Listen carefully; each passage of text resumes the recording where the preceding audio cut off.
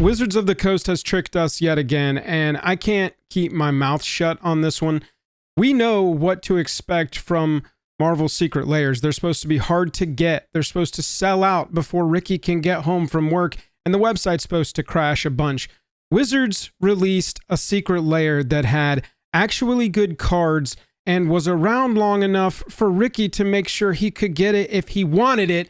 They can't keep getting away with it! Honestly though, the Deadpool lair went pretty well, but it didn't go anything like we expected. There are mostly positives to discuss with this Secret Lair drop. There's a couple of negatives that I want to get into though, and we should probably take a peek at the secondary market now that it is a Secret Lair that's sold out and see what the prices are doing over there.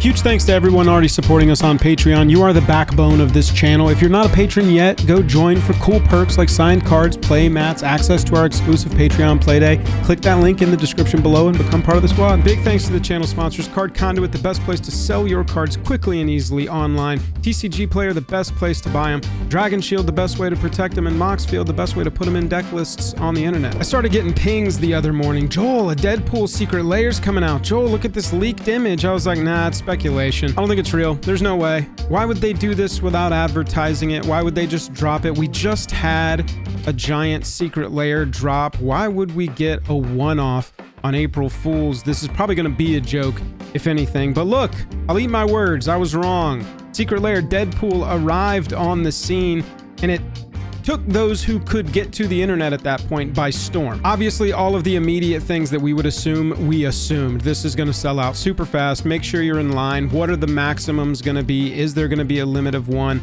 All of these kind of questions. It all turned out way better than we thought. It didn't sell out. The foils didn't sell out for a day and a half. The non-foils sold out a little bit before that. But honestly, I think it comes down to card quality overall for this layer. That was a huge plus, especially considering that it was a little bit more expensive than your average layer. But Deadpool trading card, a red, a black, and 2 for a 5/3 mutant mercenary hero. As Deadpool enters, you can exchange his text box and another creature's. So you take everything inside the text box from Deadpool and swap it with another creature's on the battlefield. That new text box on, hopefully, probably your opponent's creature is going to say, at the beginning of your upkeep, you lose 3 life. So let's say they've got a Ravenous Chupacabra on their battlefield that they've already cast and killed something with. Deadpool's text box is going to that Ravenous Chupacabra. So that 2/2 is going to say at the beginning of your upkeep, you lose 3 life. And you can pay 3, sack this creature. Each other player draws a card. So if I played this against you, against your Chup that you had already used on me, now that Chupacabra at the beginning of each of your upkeeps is going to deal 3 damage to you. You're going to lose 3 life, to be specific. And you have the ability to pay 3, sack it, so that that's not happening anymore, but all of your opponents are going to get to draw a card.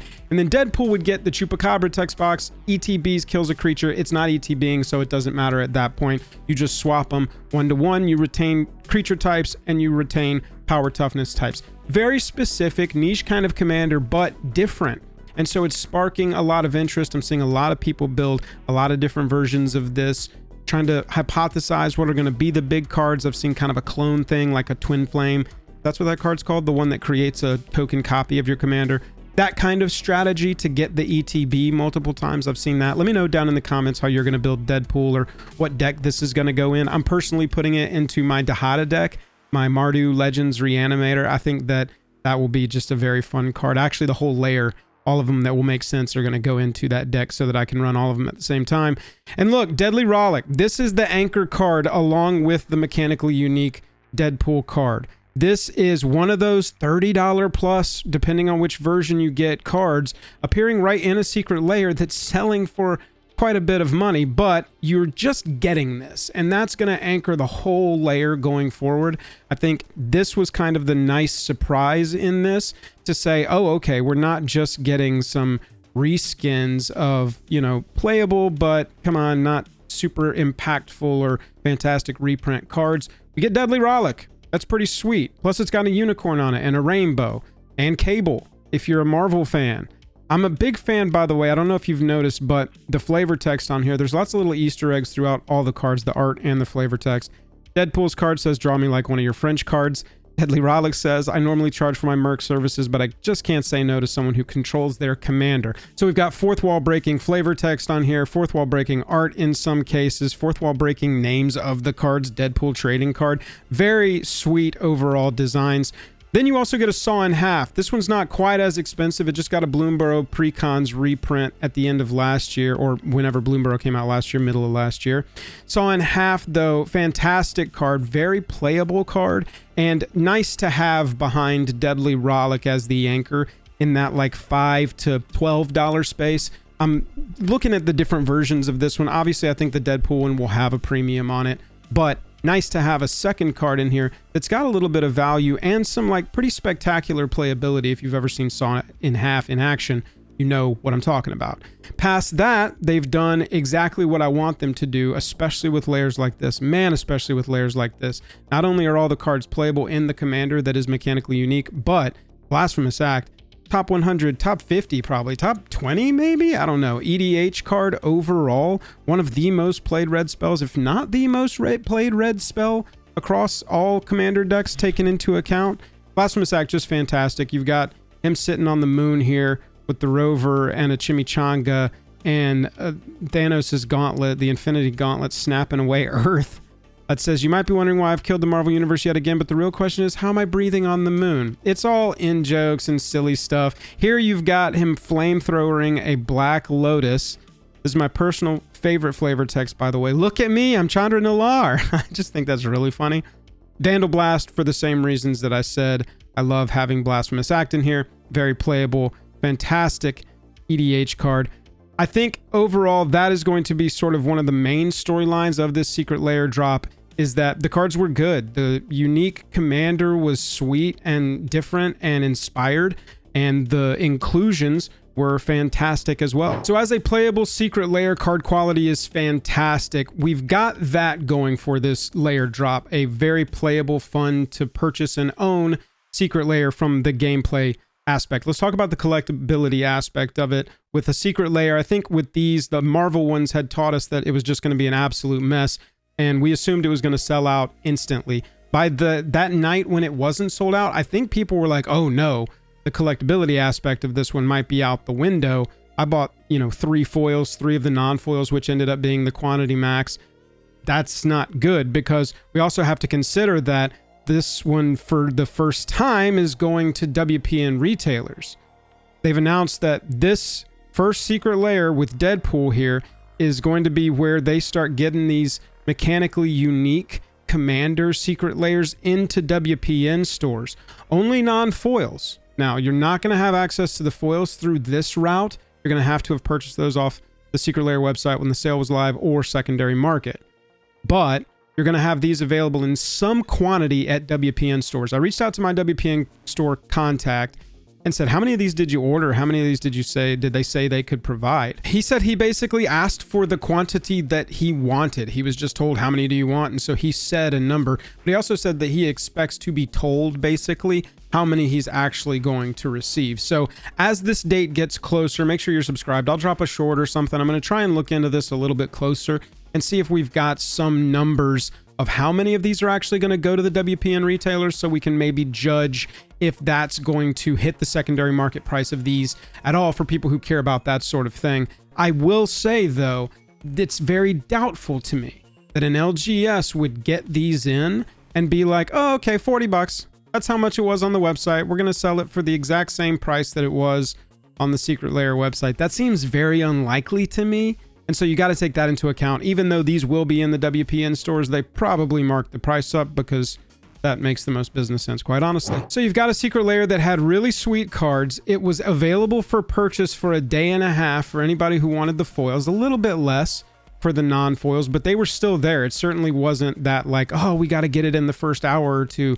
Have your friends, have a network like we would recommend normally. That's what I would say is your best move with any of these Secret Lairs that you think are going to sell out, is have a network, have a community.